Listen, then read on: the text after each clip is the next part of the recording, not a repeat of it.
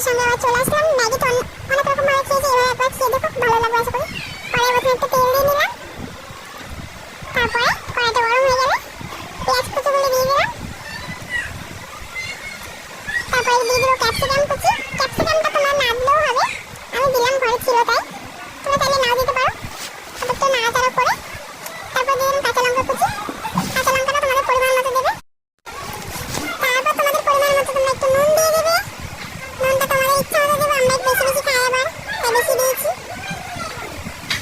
তারপর একটু পরিমাণ মতো হলুদ দিয়ে দিয়ে নাড়াচাড়া করে নিয়ে ভালো করে।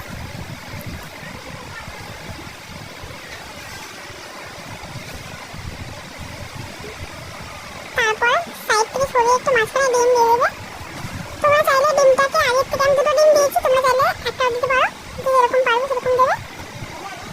তারপর ডিমটা ভালো করে ফেটিয়ে নেবে। তোমরা যদি